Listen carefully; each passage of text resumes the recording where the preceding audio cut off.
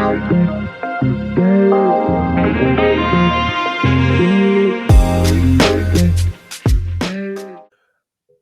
welcome to another edition of the Bullheaded Podcast. I'm your host, per usual, Sean Tyson, here with Zoo and Peebles. How are you fellas doing?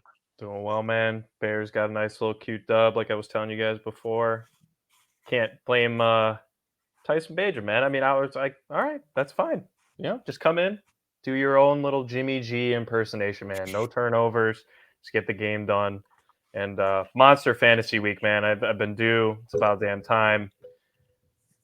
Trying to make a nice little comeback this year, Zoo. Trying to make a nice little comeback that I know you're praying for. You're praying every day, man. Hoping Yeah, for that not gonna fantasy. lie. Fantasy football, man, especially in the league that I care about the most, absolute atrocity, man. I got hyped about Lamar Jackson had a virtuoso performance. Mm-hmm. Mark Andrews, virtuoso performance. So my stack hit. But then you got these duds, man, aka Calvin. I don't call him Calvin Ridley, more like Calvin Hobbs out there, man, doing nothing, man. Absolute atrocious. He got 1 point in fantasy football, man. 1 point again after back-to-back duds, man. That guy sucks ass. My goodness. The team is on full panic mode. I am 2-5. I'm 9 out of 10 teams. So I'm the bottom 10%. Absolutely embarrassing. I'm in trade now moves. I got A-Chain on my IR. I got to trade his ass because I ain't going to make the playoffs of him, man. I ain't going to make the playoffs of A-Chain. A-Chain's going to be completely useless. So I am right now looking for full-on trades to win now right now. I need some win now trades to get it done to make the playoffs because 2-5, man, the magic number is 7. The magic number is 7, and right now, season's Looking almost bleak. over, man. Season's almost over. There's only a couple of games left. About halfway. My fantasy update, like I was telling the fellas, I'm in 3 leagues. 1 league, 5-1, 6-1, feel good. It's I guess you could say the league that's got 8, an 8-man type rotation where you're going to have chances to get a lot of people off a waiver. So whoever's running hot that week, you can kind of figure that out and get yourself to a bunch of wins.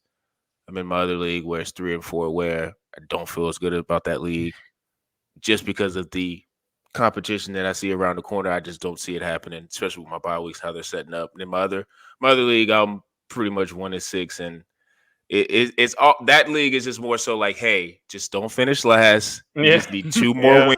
If you can get 2 more wins by hook or crook, then you're going to be at least in that bottom 3, but you're going to be that that first one in that bottom 3. So fantasy has been up and down. It's the topic we're about to talk next. Everybody has their method of how they draft. Everybody has their method of how they look at players, and sometimes most of these players that are at the top of the draft, they can be guarantees, like a Justin Jefferson. Outside of his injury, like, he delivers. McCaffrey, outside of his injuries, he delivers.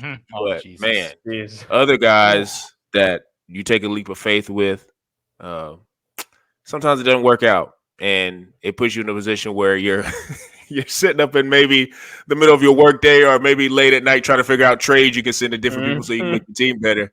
And, I'm talking about fantasy and just ups and downs with that. So I wanted to ask the guys, what are some of their fantasy busts and some of their, I guess you could say revelations, good revelations. And Zio, I'm going to start with you on this one, actually. Not going to lie, man. I got a lot of busts, man. And not going to lie, the running back position, this is a position I love for years, man. But if you took a running back in the first 2 rounds this year, it is rough in these streets, man. If you look at every single running back that got picked, all of them, I don't know about the word bust, but a bunch of jags, man. Just a guy, man.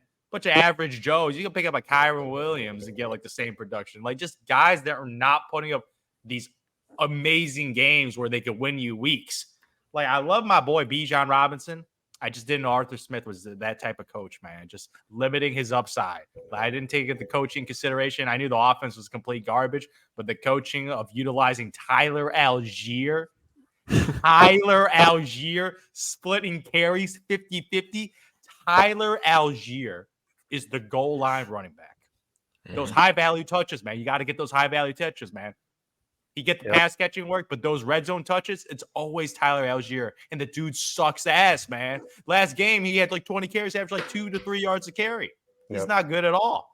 And now he hits me with the flu game, except instead of Jordan dropping 30 points, this dude he gets 3 yards, man. He got me 3 yards in fantasy football. Adam Schefter did not do his job. The Atlanta reporters did not find this information.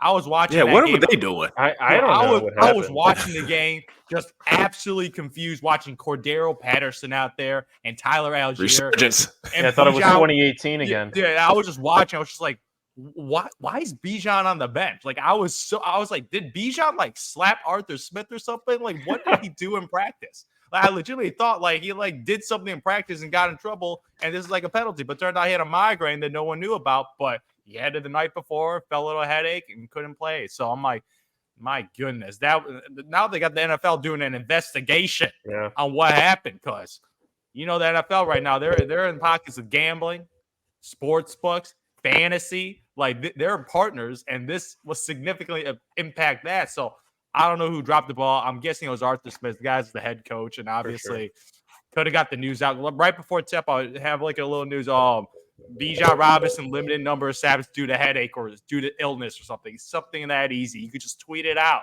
but nope, completely blindsided. I don't even think the commentators barely mentioned it at all until it was brought up at like halftime that Bijan had a headache. So complete blindsided, man. But yeah, not just Bijan being scoring either way, man. He hasn't been scoring even when he's been That's probably the theme of all the running backs. Exactly. It's not a lot of Bijan Robinson, Tony Pollard, so average. So average. He's getting exposed as not being a true 3-down back, because on those goal line carries, he's a smaller dude. Zeke obviously was the goal line guy. Tony P, he had opportunities beginning of the year. Didn't really cash them in. He had a lot of opportunities. So Tony P, obviously Eckler got injured, so like I'm gonna give him a break for that. Obviously he's an older back. Like the only one that's hit is CMC.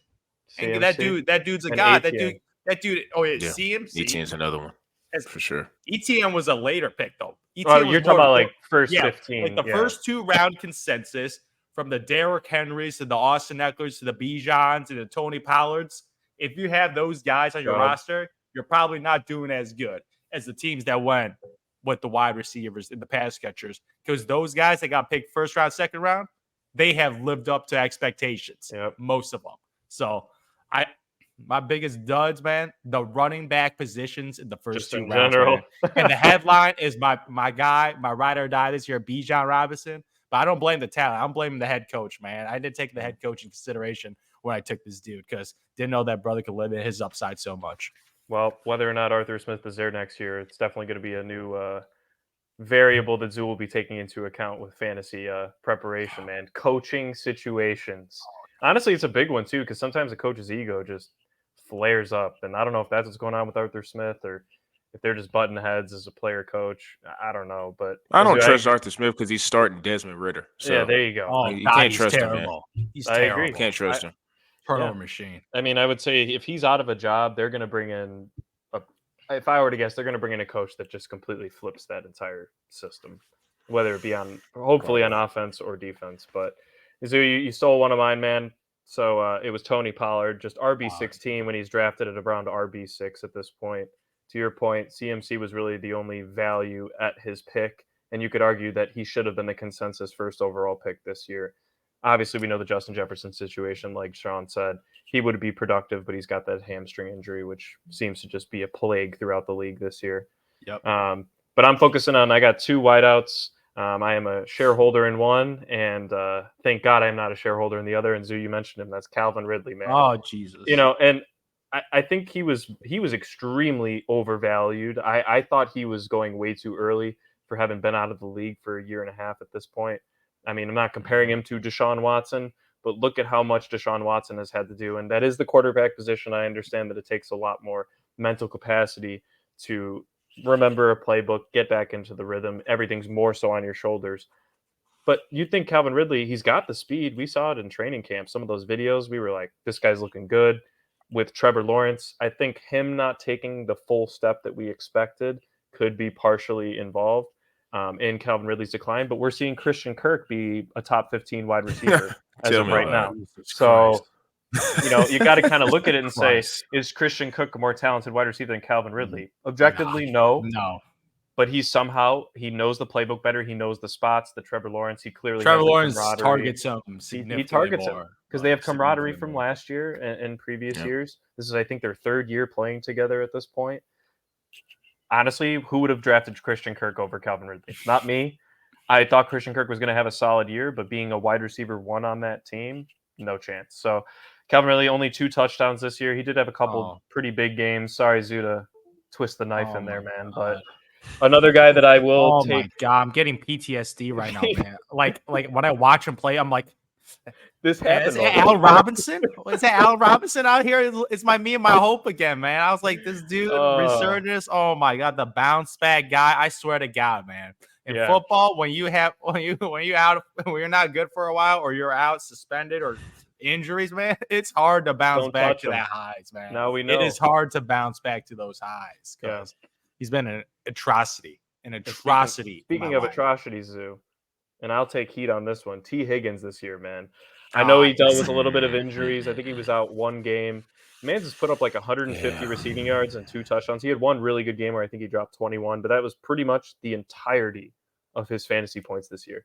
Once again, is it his fault? No, but I think he could be doing more. Obviously, he did deal with a little bit of an injury, but Joe Burrow has also kind of been off of his game a bit. Obviously, they're on a bye week back in week 7 last week, so we'll see how they come out in week 8. I do think T. Higgins will end up getting going a little bit more, and to be honest, I do expect Calvin Ridley to end up having a couple good games this year. It's not like he's going to just be dropping 5 points every single week. He is going to have big weeks.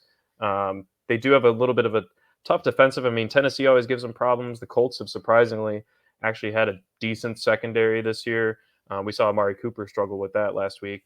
PJ Walker at quarterback, I do understand that. But not being able to get open at all and catch a ball, there are some good defenses there in the AFC South. Texans have also been surprisingly pretty decent in their secondary as well.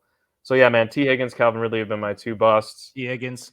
But I noticed a theme though. Wide receiver T. Higgins, like Calvin Ridley, like you mentioned Christian Kirk. That guy's the alpha right now, man. He gets the majority of the target share load. He's more of a slot guy, but he's getting majority of the targets, and obviously he's still got a little big playability.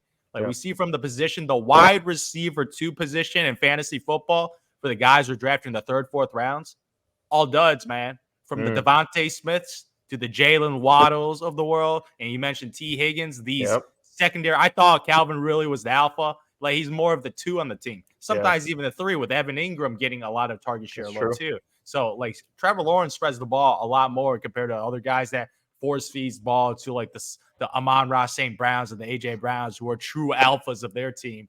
Like these secondary guys, they are not producing at the level that I faded most of the wide receiver 2s, but you got to make sure you get those guys down because those alphas right now, like they getting 10 plus targets and their big playability, man, it's something that other positions just do not have. So wide receivers too has been absolute dud this year.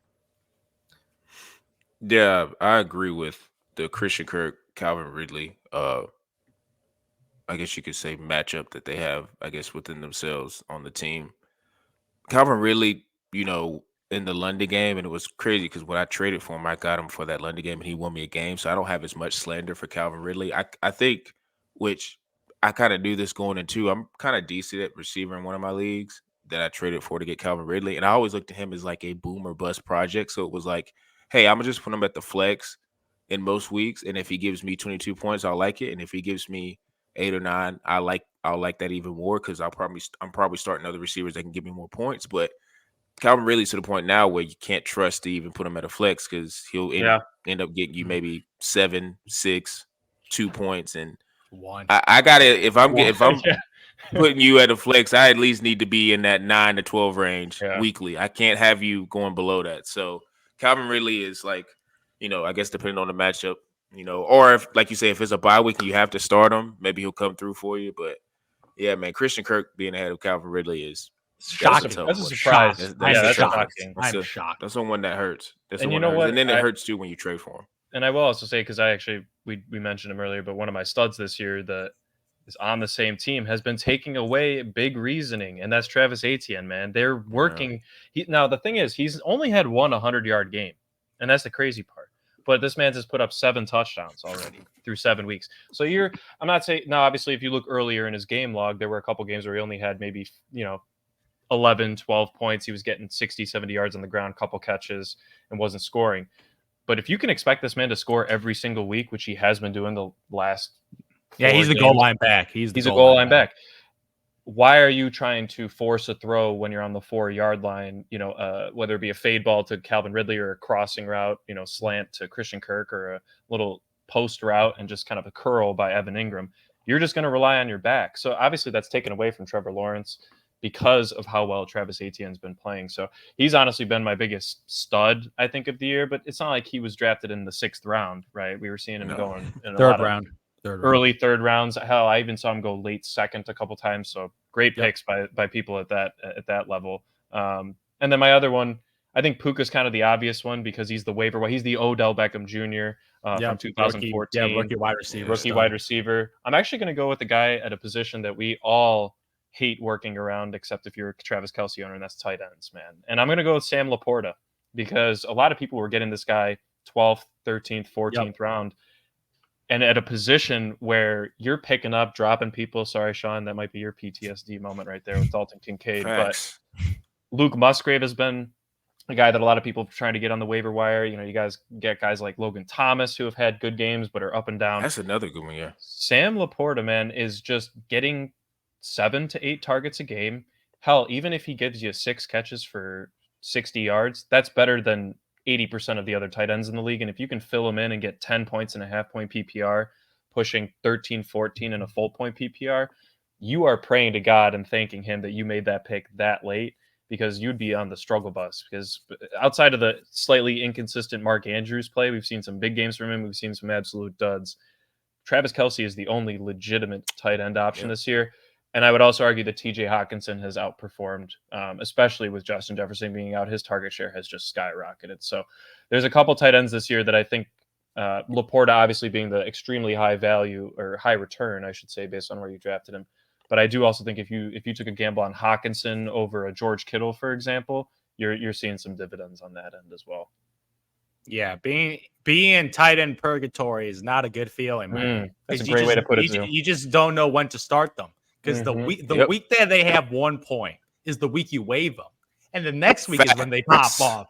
The regression for literally what happened to me. It is legitimately impossible to predict these tight ends because their usage is just not there with like pass catchers, like wide receivers. Like unless you're a Kelce, and I would say I would put Mark Andrews right below that. Like you got the Kelce as tier 1, I put Mark Andrews at tier 2, and like Hawkinson and those guys. But the rest tier 3. It's just the rest of the tight ends because you just never know with these guys. Like outside like the rookie Sam Laporta, who's been a true target for Jared Goff this year, all on with the Monra.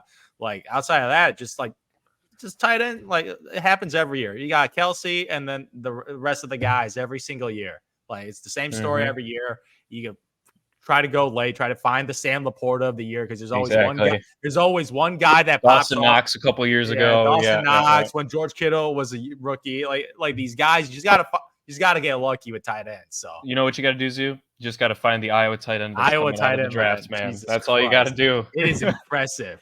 It is like holy cow. I was like, is it George Kittle? Sam Laporta. Started actually with Dallas Clark, who was Peyton Manning's Pro Bowl tight end for a long time. There. Yeah, he's a legend back in the day. Kittle, Hawkinson, Laporta. I feel like I'm probably missing Who's the one. Seattle? Noah Fant was also an Iowa guy. He had a little game last year. I think he might. Is he injured or is he still in Seattle? He's still in Seattle. I just don't think I don't see him that much. He's been an emphasis. I don't think he's been emphasized that much. I mean, because they have a pretty nice trio of receivers up there. That's true.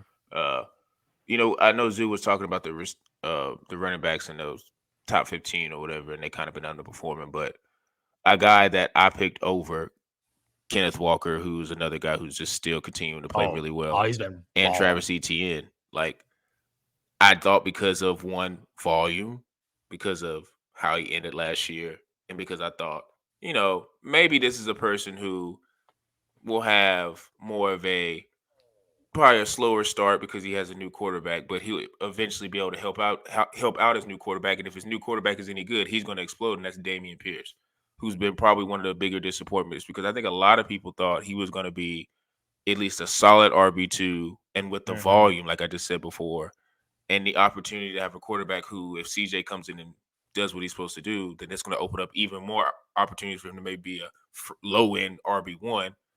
It just hasn't happened for him. Now, a lot of people are going to, offensive line injuries, which I do understand because that's the lifeblood of a good running back. But, man, you got Tank Dell who's coming in. He's a good, solid slot receiver. You got Nico Collins who's having a nice resurgence. Great year. You have CJ Stroud who was playing not like a rookie, who's playing like a 5-year veteran. Yeah. You have a lot of things on, and you have a defense that is feisty. I wouldn't say it's the best defense in the league, but they're feisty and they're pretty good. For sure. Yeah. So it's like you kind of got to figure out, hey, I'm a power back. I'm getting all this volume. I got to make something shake. And if you can't, say you're getting 20 carries and you only get like 56 yards or 60 yards, find the end zone. Like Devin Singletary shouldn't be finding the end zone over you. Like if it's on the goal line, just find the end zone. And now you can say the same thing about Tony P. Like he's not finding the end zone either. He's getting a lot of carries, and maybe that's just the thing with certain backs, man. They can't get into the end zone. I don't know. Yeah. And it kind of does suck too. It's kind of like the Jalen Hurts effect, where if you had Gainwell in game one, or if you had DeAndre Swift, you kind of understand that you're going to depend on carries and catches out the backfield. Because if it gets anywhere between the 10-yard line to the goal line, that's Jalen Hurts territory. The push, like our Gunner territory now. Push. But like, it's unstoppable. Yeah, so that Dameon Pierce is a one that it has really, really frustrated me, because it's just like you see the amount of, especially in the first 2 to 3 weeks, you saw all the carries again. It's like, well, he's got to break one of these. He's going to go for 110 and 2 touchdowns. You just knew that was coming, and it just hasn't come. So like, for me, it's going to happen this week, Sean. He's playing Carolina. Yeah, we'll see. Like you say, I got a tough decision between him and Roshan of who I'm going to start. Oh, Dameon Pierce. For me, what's going to be hilarious is I'll start Roshan, and then he may give me a touchdown and 10 80 yards maybe, but then like you said, Dameon Pierce is gonna probably get 3 touchdowns and 100 yards. You're gonna see a bunch of people saying like, "Did you have Dameon Pierce in your lineup?" No, I did not. Shut up. I didn't have him because in my y'all lineup. told me not to play him. Yeah, facts. But a guy who I on the reverse side, who I was pleasantly surprised by, not really, but kind of like, okay, I like this fine, is Addison. I kind of thought Addison was going to be a very, very nice compliment to Jettas because he's the number one option. But I didn't think he would be in the range of, and I know Jettas just got hurt, and he just had 2 touchdowns last night. I get it. But consistently throughout the season, he's been in the mid-tier, like double digits. He had that one stinker against Carolina, but he's been consistently giving you touchdowns, 10 to 15 points, and he gets in the end zone. Touchdown. He gets in the end zone. Ooh. And that's to me, if I was a dynasty guy, I would be super excited because then it's like, hey, if I got Jettas in one position, and he's probably going to come back, but if, maybe it gets to a point where, I don't know, Minnesota upgrades at quarterback. I don't know what's going to go on with Kirk. They could have a resurgence, but if you get a quarterback in there who's able to really utilize both weapons, like he could be a similar situation to how it is in Philadelphia. Now, Devontae's not playing right now, but like how you have A.J. Brown as the pseudo number one, but Devontae, when he's playing right, he could be a co-number one. Addison's got that potential, man. He's got it all in terms of route running, aggression, with like attacking the ball. Like he's got it. And it kind of surprised me because I kind of looked at him as like, okay, on the high end, I was thinking before the season, he'll be my flex just because of opportunity and he'll play off for Jettas. But now he's my best receiver on the team. He's my best receiver on the team. Yep. Same. Like, and I'm almost thinking about flipping him to see if I can get me another elite back, but I got to still do my research on that in the league I'm in. But Addison's he's probably been my favorite pick. And it's hilarious too because I picked him and Kincaid back to back in my 14-team draft. Unfortunately, one is no longer on your team. Yeah. Hopefully waivers.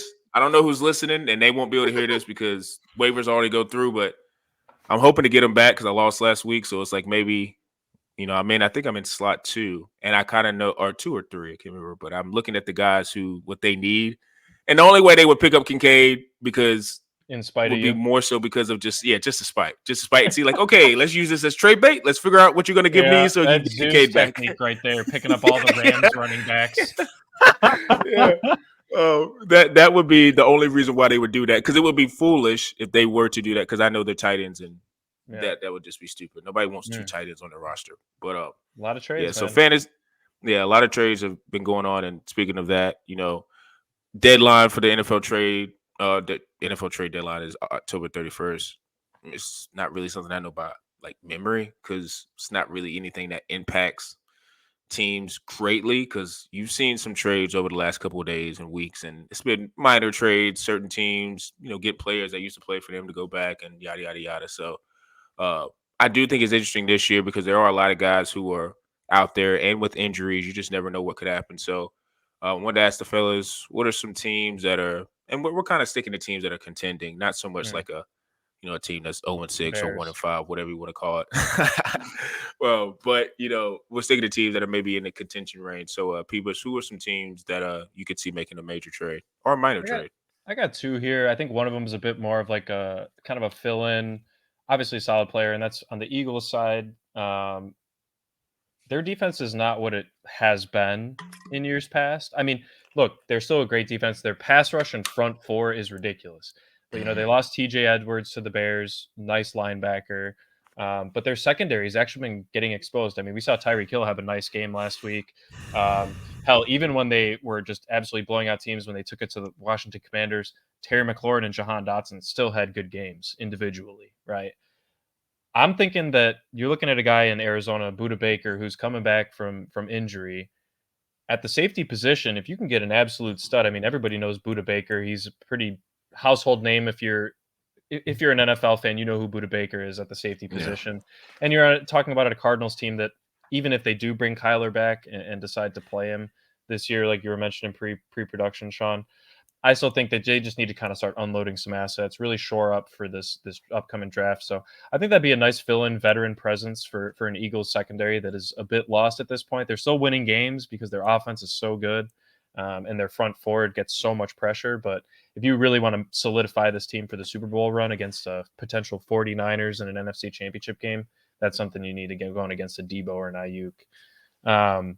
And the second one, man, Zoo, you've been asking for this, man. Kansas City Chiefs making a move.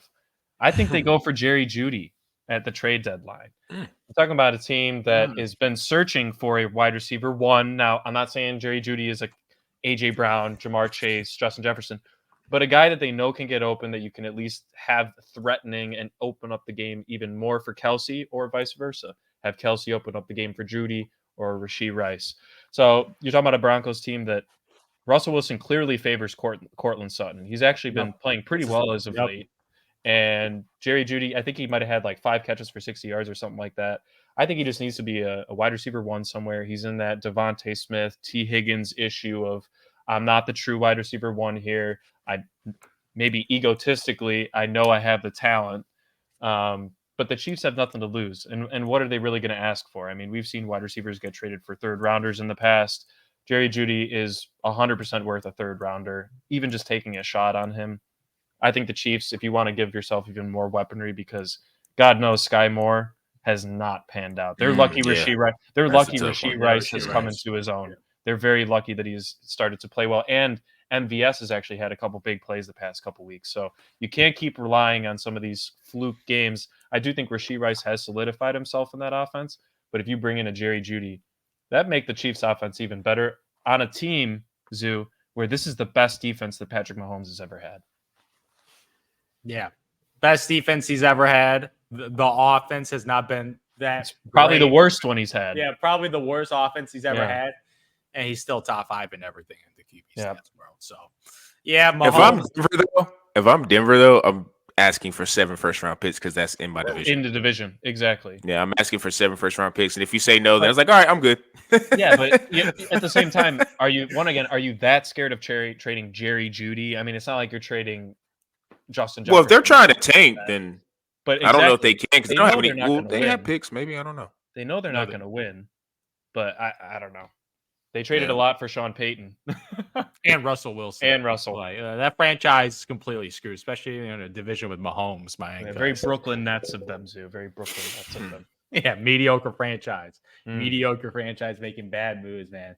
That's a good one. Kansas City, though, the thing is about them, I don't think they need any help. They don't. They are the favorites to win. They're the favorites to win the Super Bowl, and if they stand pat or not, like like it's just adding extra credit to, man. They Exactly. already have an A. They already have an A on the exam, man. Just like get that A plus right now because Jesus Christ, like their offense is not as good. They're fourth in scoring right now. Yeah, in the NFL. Pacheco's had a great year. I think we got to shout him out too. Pacheco's been running real. He got that distinctive run. He's running really, really hard. Obviously, yep, exactly. The head bob, full motion, man. Yeah, full the Adrian motion. Peterson. Exactly. So shout out to the Kansas City Chiefs. Like I said, Kansas City Chiefs Invitational, man. They're gonna make it to the Final Four again, and we'll see what happens in the future. So my Super Bowl bet feeling real good. Got a couple of futures bet on them, man. Got a couple of futures bet on them. But for me, this is a team that made a lot of noise this early season, man. Saw 70 points out of them, man. But Jesus Christ, against competitive teams, like I was expecting some like nice man. Like, okay, this will be a nice game. Just a bunch of blowouts, man. Like when they get to play a legitimate team, the Philadelphia Eagles and the Buffalo Bills, they just get outclassed. Yep. And it's not even close. It's like it is shocking because Vegas has these games as 2.5 3-point spread. So they're expecting these are two elite teams and it's going to be a close game. But Jesus Christ, that Buffalo Bills game was disturbing, man. Give up 48 points, man. The defense has significant issues. Like I would be using assets to try to get some defensive players, especially in the secondary. Like 48 points to the Buffalo Bills. Like Jesus Christ, man. Like it just can't happen. Like all their wins are just over like some of the worst teams in football. Yeah. Like the Carolina Broncos. Panthers, like they have 0 wins for a reason. Like they haven't won a single game all year, so they beat them. They beat the New York Giants, like whatever. Danny Dimes, like the worst offensive line in football. They beat the Denver Broncos, another atrocious team.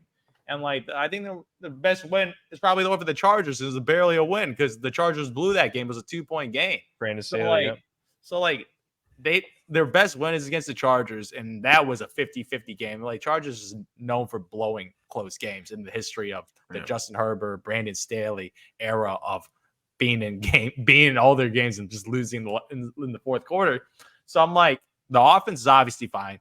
Tyreek Hill is on pace for 2,000 plus yards, and like he looks like it's either him or McCaffrey that's going to win Offensive Player of the Year right now, and it's going to be hard to choose between those two, but I feel like if Tyreek gets the 2,000 yards, he might get it this year because he's a guy that McCaffrey would have to score like 25 touctouchdowns to win. Which is possible. Which is very possible. Because this dude has got a touchdown in, I believe, 15 or 16 consecutive. Record. Yeah, 16 consecutive games. So that guy's an absolute animal, but so is Tyreek, man. So Tua got Tyreek and Jalen Waddle and Raheem Mostert, and when A-Chain comes back, they have one of the fastest teams in the NFL and one of the most electric offenses. Fun to watch, but the defense, man, it is a significant issue. And against these elite teams with Josh Allen or Patrick Mahomes, like these guys that you might have to face in the playoffs, if you have Swiss cheese defense, man, these quarterbacks are going to expose them. And man, they need Jalen Ramsey back. And they already have him on the roster. So I don't know if you had a specific guy in mind, but Jalen Johnson, the corner on the Bears, he had 2 picks this past week. He's on the trading block. The Bears don't want to pay him. And he's a Pro Bowl level. He's been a Pro Bowler. That would be hey, man, I'll take more assets from the Dolphins, man. Chase Claypool, you can have him. I'm telling you, the Chase Claypool curse, man. Exactly. No, but they do need to shore up their defense. But dude, Ramsey's bad. It's really bad right now. Ramsey's huge. Yeah, Ramsey, I think whenever he's able to come back and solidify, because you got to also remember, too, Xavier Howard, he went down. And that's true. Your top 2 corners not being there, not saying it's an excuse, but, yeah, man, that's when you're going against Jalen Hurts and all the weapons they have on offense, that's just not a good look. So I think they're going to have to figure that out on the defensive side of the ball. Maybe it's just health. But for me, I was looking at, the defensive side of the ball as well. I was very impressed with what the Ravens did this weekend. Man. They kind of came out and looked at Detroit like, wow, you guys got to calm down the whole, we're here, all this bravado of like we're the new team on the block. Like we get it. That sounds cool. But we're the Ravens. This is what we do. You're in our house, and we're gonna show you how we get it done in at least the AFC part of the NFL. So looking at how Lamar was playing, and I mean the Ravens defense is always just super, super elite. They always got pass rushers, they always have linebackers, and their back end is usually pretty solidified with corners that are, that may not be as well known, but they know how to play ball. And it's just the identity of their team is defense. So to me, to Zoo's point, more than likely, if you make it to the playoffs, you're gonna face some semblance of Mahomes and Allen. You're gonna face one of those two. That's just how it's gonna go. If Burrow figures it out, gets a little bit healthier, you're probably gonna face him as well. And one thing that they all, this is not just subjected to them. It's any quarterback that's playing in the NFL, they hate any type of pressure in their face. So I think with the Ravens, I would do whatever it takes to get Brian Burns and get another stud pass rusher. And you know what, Carolina, I know they've been like, hey, we need to get another, number one receiver for Bryce. They're going to get that in the draft. Like, they're just going to get that. And if they can get a first-round pick off the Ravens, because the Ravens don't really need it, they're just – I feel like when you got a franchise quarterback, you just throw your picks away because you need to improve the team now. If you can get a pick where that pick more than likely is going to be in the late 20s, early 30s in terms of where the draft position is. But this class, and especially the 2024 receiver class, is pretty loaded with a lot of guys. So not every receiver is going to get taken in the top 15 picks because there's going to be other needs for other teams. So you're probably going to get you a franchise guy at the bottom of the draft if you know what you're doing. And two, listen, I like Lamar, all of his weapons, but I think Rashad Bateman is expendable. And maybe he just needs a new fresh start with a quarterback who's a rookie who needs somebody that can maybe run routes, because he was very, very highly thought of coming out of Minnesota. And I think he just may need a fresh start. And if he can get that in Carolina, ideally, if you're Carolina, you're looking like, look, we can get a first-round pick off of Baltimore. It'll be at the end of the round or end of the first round. We can get our stud receiver who we think is going to be a number one option. Maybe Rashad Bateman, the light turns on. Then you're looking at a situation where you have a number one, a number two, and then I don't know what Thielen's going to do. You got Jonathan Mingo. Like, you can start building your core of receivers and, do whatever you want to do at running back. But I think Brian Burns being with the Ravens will be a very, very solid addition because, like you said, if you're going against Mahomes or you're going against Allen, especially two guys like that who can scramble, you're going to need all the help you can get. So if the Ravens are, because I think on offense, to me, they're fine. Like, and this last week, may make me feel like, oh, it's just an admiration. Maybe it is. But I still think the sum of their parts are pretty good. So I think on defense, just keep at there. You can, to me, and Philadelphia is the perfect example of that. Just keep adding guys who can rush the passer. That's all you need. Just keep adding guys because you can never have enough of them. You can always get one more pass rusher. You get one like Brian Burns to me is one of the more slept on guys. I think it's because he's in a small market and the team hasn't been good. But I think if Brian Burns played for like the Dallas Cowboys, they'd be talking about, was Brian Burns the best pass rusher in the league? Like, he gets to the quarterback and gets it done. So, and he's relatively young. So I don't know what he's looking for contract wise. I don't know how that's working out, but just for this back half of the season, I would like that for the Ravens, man, because that's their type of game plan, defense. And they either do that, or they big splash for Derrick Henry or something like that. That's the only thing I can think of them doing. I think Derrick Henry's a little washed. I think he is a little bit. I think you may be able to get somebody this year, but I don't want him next year because the dude behind him is better than him.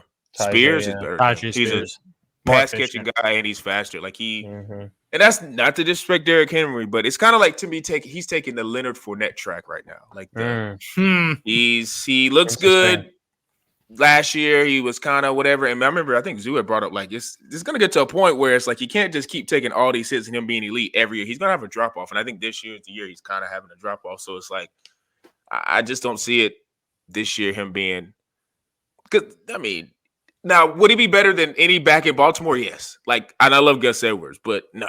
Like, I think Derrick Henry would be a major upgrade, but I don't know. I think they can maybe find somebody else. I don't know. And one other trade I thought about: Can you trade? I don't know if it's the NBA, but can you trade injured players in the NFL or no? That's a good question. I'm not sure how that works. Because I was trying to find it earlier today before the pod.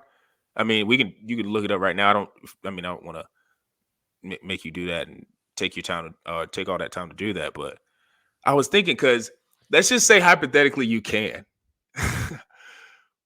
People, what would you say if they were like, if the Bears were just like, we're gonna ride with Tyson, let's just get Fields out of here, and they just sent him to Atlanta for like Heineke and like a pick?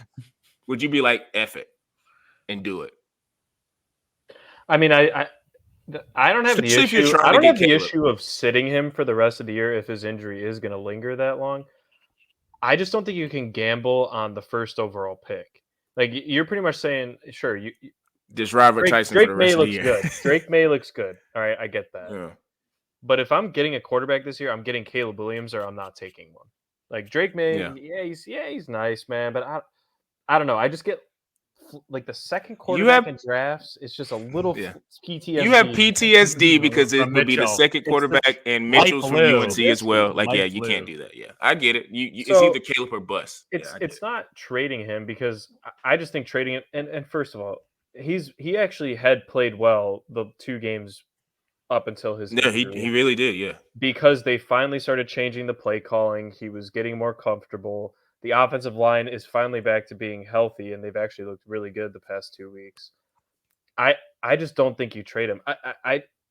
I'm on the stance as a Bears fan that sure, you could say, screw it, he sucks, blah, blah, blah. Dude, the team sucks, okay? The coaching sucks and the owner sucks. So it's just a cancer throughout the entire organization, and it's not put on one 25-year-old kid. All right? And I just think clean slating him is not worth it. I just let him play out. Have him play through the last year of his contract next year and see how it goes. Just add to the team, and then if it's really that bad, sign Kirk Cousins or something. So what you're saying is, it's not Justin Fields' problem, and it's the coach. And what's probably going to happen is, I don't know if you guys have been reading what's going on with Michigan right now. Harbaugh, bring him to Chicago. Maybe he makes his way. I don't even know what lake is he going across to get to Chicago. Michigan.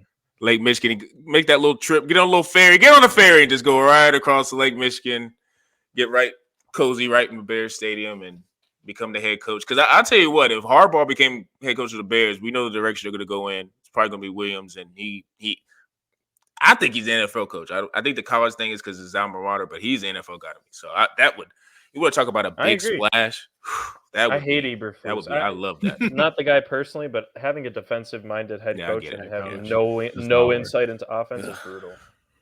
Yeah, I'm not a fan of defensive coaches either. But, yeah, man, we are definitely about to go to our Week 8 bets. There is no nobility in poverty. I have been a rich man and I have been a poor man, and I choose rich every fucking time.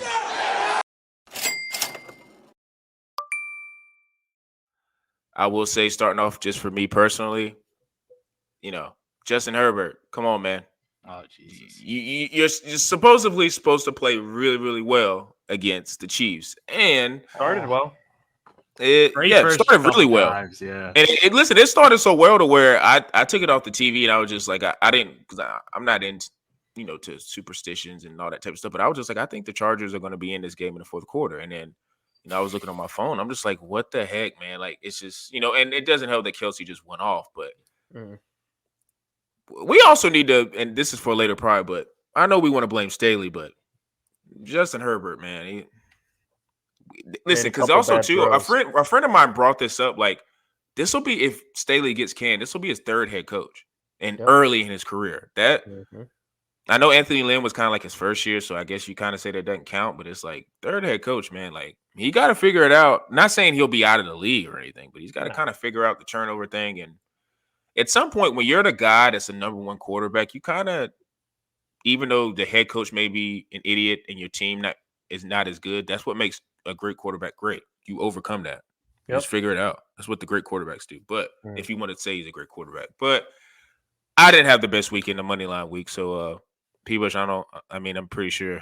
Stephon scored, and then Kenneth Walker breaks his touchdown streak, of course. Yeah. Stopped at the 1 I actually thought it was going to be reversing that bet, but yeah. I like, and what's funny, Stephon scored on that sliding play, and then he popped back up. Yeah. That was it's alive. I was like, let's go.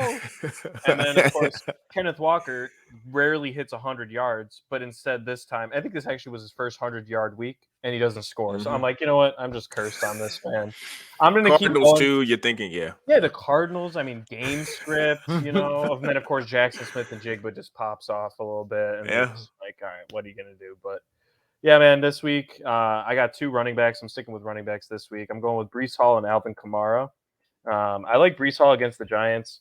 I play a lot of daily fantasy sports on DraftKings, and he's a very high value pick this week at 5,900 on DraftKings. I think it's just going to be a run heavy and defense heavy game here, kind of mirroring a little bit of what we saw in the Commanders Giants game last week. But I do think the Jets will be able to move the ball a bit more, just because their offensive line is not the best, but it's leagues beyond the Commanders. That's for sure. We know what Sam Howell's been having to go through this year. So I like Breece Hall in this one, and Alvin Kamara, man. I mean, you want to talk about a surprise stud since coming back from his suspension, man. He hasn't put anything less than 17 points on fantasy. Now, granted, he's only scored 1 touchdown, but I'm looking at this team and look what the running backs did for Cleveland last week against the Colts. I mean, Kareem Hunt still not clearly in game shape, and this man's scoring. Jerome Ford, before he got injured, just broke 70 yards. And you're looking at a guy who has been averaging 12 targets a game in Alvin Kamara. 12 targets passing. It's insane for a running back. He is a monster. I just like him for his volume, his upside, and his opportunities. And you're looking at a team that Michael Thomas, he's doing all right. Olave obviously gets his looks. But Taysom Hill could be a little bit of a goal line issue. That's my only concern. But I think his big games are a bit of a fluke. They just seem to come very much here and there throughout the season. So I do like Alvin Kamara this week. I just think the volume against the Colts, who an offense that has been putting up a lot of points. So this could end up being a game where he just gets so many touches. Yeah, Breece Hall, after losing the limited snaps, man, he has been fully unleashed by the Jets head coach, because Dalvin Cook, I loved this man many years ago, but he's washed. He's one of the worst running backs in football right now. Every time he's on the field, I'm just like, it's just inefficient running and just running to a brick wall. Like Tyler Algier-esque, Yes. Yeah, except this guy's getting paid $7 million to play football in the NFL, as a running back. So this is why people fade the running back positions, and shout out to the Vikings for getting rid of him ahead of this season, because that's true.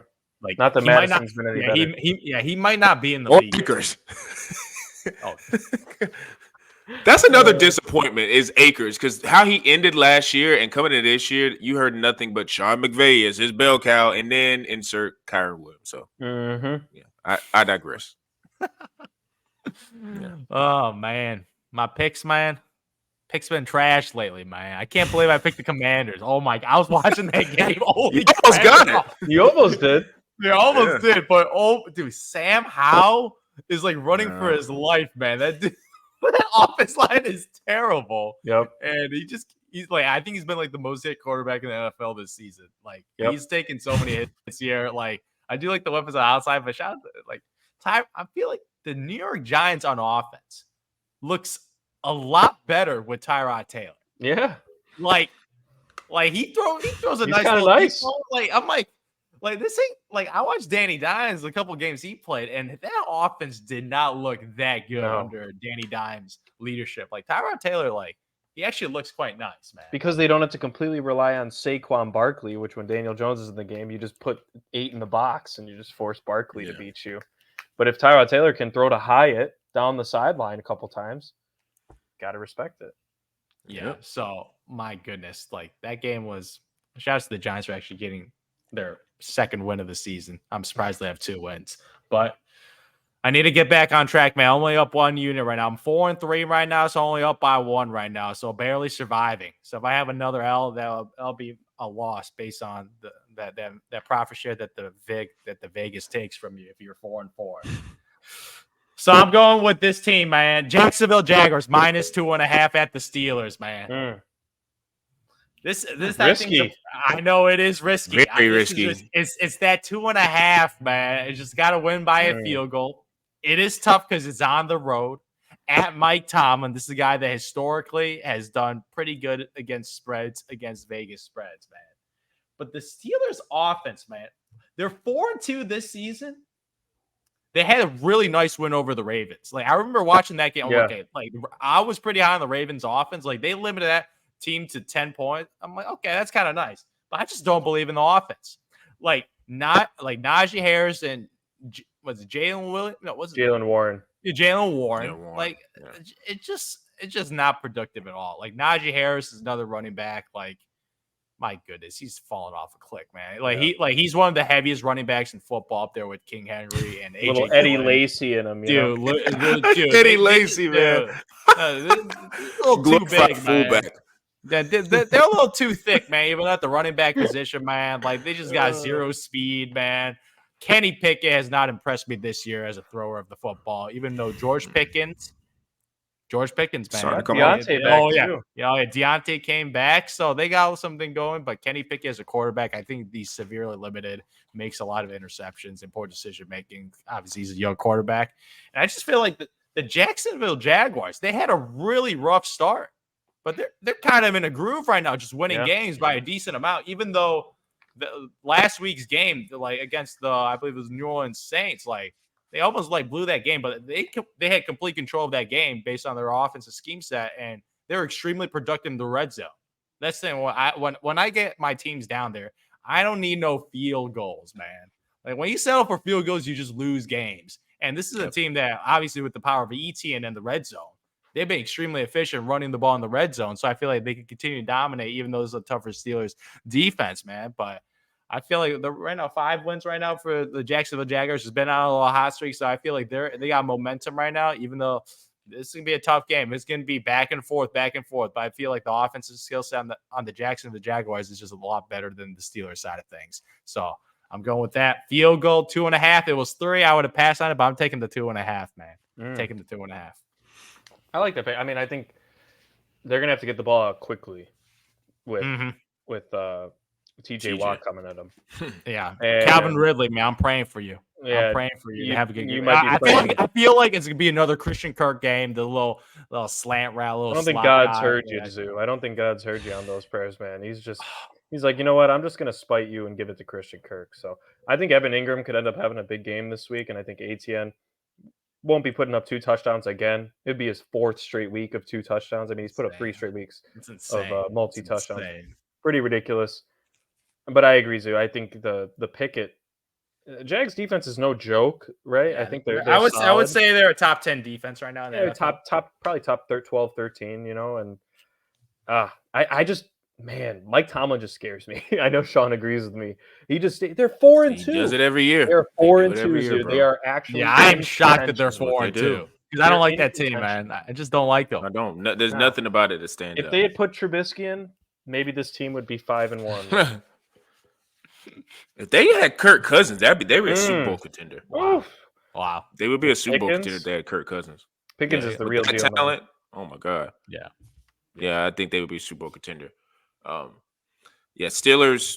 I will say I've seen stuff betting wise with Mike Tomlin where like he does do well as the underdog and he's kind of like as a favorite. And I feel like him being at home, maybe coming off that win against, I guess it was the Rams last week. They may be feeling themselves, so it might be a sneaky one that Jags can go in there and go get.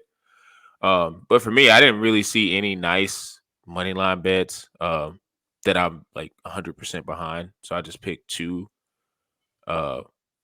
plus 200 and this early. Like it'll probably drop down to 190, 180, whatever. But it's in that range. The first one is the Rams at the Cowboys. I feel like the Rams with Matt Stafford, Puka Nacua, Cooper, they have some weapons on the outside, and Trevon Diggs not being there. I mean, I couldn't even name the other corner for the Dallas Cowboys. I think they got Curse back there as a safety. But I think they could make some noise and kind of maybe make the Dallas Cowboys, who's coming off a bye, they may be a little sleepy-eye. They'll probably be well rested, but they may be a little sleepwalkish, and Puka and Cooper could have a really big day. And if Stafford could get some time, because, Micah, speaking of defensive ends with TJ Watt, Micah coming around the edge, that might spell a little bit of doomsday for Stafford. But if they can protect him, I think they could have, those 2 receivers can have a big day. And Darrell Henderson Jr., man, like, He came in and gave him 60 yards, a touchdown off the street, literally. Couch, man, off the couch. Yeah, and he style. could just be a nice rotation of backs with him and Royce Freeman. Like they could, balance it out. Just give Stafford enough balance to where he can throw the ball how he wants to throw it. So that could be another one. And this one is only because of blood in the water. I think the Bengals may sense some blood in the water with the 49ers. I don't think the 49ers getting beat by the Vikings was in their game plan. And I think the Bengals are going to come out. T. Higgins may have a resurgence because he was awful weak. His ribs healed. If you tell me that Jamar and T. Higgins are going to be playing at their A game, I think the 49ers, they're looking a little bit, not saying funny in the light, but listen, Browns defense, I'll give you credit for. Like, we get it. It's the Browns defense. They're the best in the league. But the Vikings, man, and like Kurt, primetime Kurt's not the greatest. Made him look like he loves playing in the primetime. That's how the 49ers made them look last year. They got schooled by a rookie receiver in Jordan Addison that has no other number one. Like, you mean to tell me they're just going to all of a sudden, and their defense is great, but you just mean to tell me they're going to stop T and Jamar? Like, I don't know. So I think the 49ers are going to be focused this week, but I don't know, man. The Bengals are coming in, and I know Joe's probably putting down a message of like, look, these dudes on the ropes. Like, you saw the last 2 weeks. Debo's out. Debo's out. Like, they got a little bit of, and they're probably not scared of Ayuk, but so they're just kind of like, look, we need to come in here and make a statement. We got to keep pace because also the Bengals are looking like, look, like we just mentioned, the Steelers are 4-2. The Ravens are 5-2. It's like we can't have these games of slipping. So maybe it's a little bit of more desperation on the Bengals side of like, look, we can get these boys. So if I had to pick out of those two, I'd be more comfortable with the Rams, just because Dallas, they just always seem to disappoint when they don't need to. And if I had to pick out of the Cowboys or 49ers who I trust, even though I just kind of disparage the 49ers a lot, I still trust the 49ers more. So I would pick the Rams in that one. They're both at like plus 200, probably be 180, 190, depending on what site you get, DraftKings, FanDuel, whatever. But like I said, I feel great about a lot of them. The rest of them are like super long shots, which they just wasn't going to happen. But it's like, hey, who would have saw? I'm wondering what the money line odds were for the Vikings and 49ers. Yeah. You made some good money if you bet They were -7. It was spread. It was -7, man. So a lot of upsets. Yeah. So I don't know. Those are two that you can look into, but for that's our week 8 bets. As usual, you can see all those type of things on Quantrill Knows, YouTube, Bullheaded_pod for the Instagram, Spotify, Google Podcasts, Apple Podcasts is where you can listen to us. And for me, Zoo, and Peebush, we are out.